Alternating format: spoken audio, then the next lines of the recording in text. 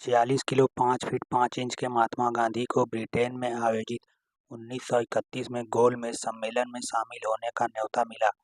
जब गांधी जी गोलमेज सम्मेलन में भाग लेने लंदन पहुंचे तो ब्रिटेन के कुछ समाचार पत्रों में उनकी हंसी भी उड़ाई गई थी।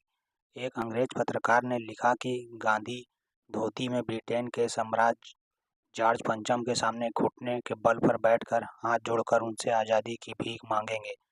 लंदन के कई अखबारों में धोती पहने अर्धनग्न गांधी की तस्वीरें पहले पन्ने पर प्रमुखता से छपी।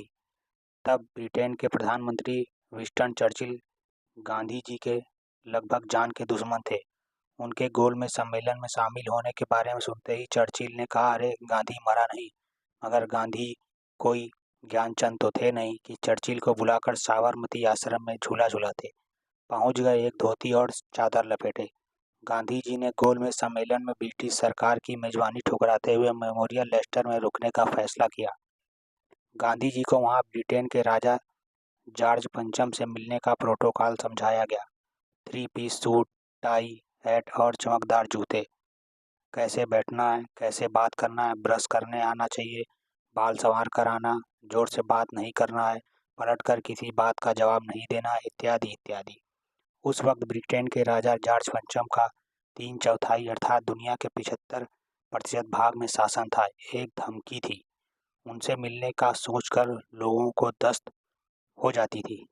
गांधी जी तो 46 किलो के शरीर में 156 इंच का सीना था।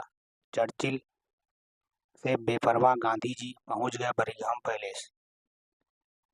उसी धोती में चादर लपेटे, चप्पल पहने। वहां बकिंघम पैलेस के गेट पर उन्हें इस हाल में देखकर पूरा राजशाही अमला परेशान। राजा का ओएसडी भागा भागा जॉर्ज पंचम के पास पहुंचा और बोला, गांधी तो नंगा आया है, अंदर लाऊं? उस वक्त दुनिया के सबसे ताकतवर राजा की हिम्मत नहीं हुई कि गांधी जी को मना कर दे। जॉर्ज पंचम ने कहा, बुलाओ। गांधी जी गए और जॉर्ज पंचम के सामने बैठ गए। जॉर्ज पंचम ने कहा, मिस्टर गांधी, आपके कपड़े कहाँ हैं? गांधी ने कहा, मिस्टर जॉर्ज, मेरे और सारे हिंदुस्तानियों के कपड़े आपने छीन लिए हैं। जॉर्ज पंचम गांधी जी का चेहरा देखते रह गए। बाहर प्रतीक्षा करते पत्रकारों ने पूछा कि क्या सम्राट ने आपके कपड़ों के बारे में कुछ नहीं कहा? अपनी खिली हुई हंसी के साथ गांधी जी ने कहा, कपड़ों के बारे में वे क्या कहते, हम दोनों ने कपड़े तो उन्होंने अकेले ही पहने हुए थे।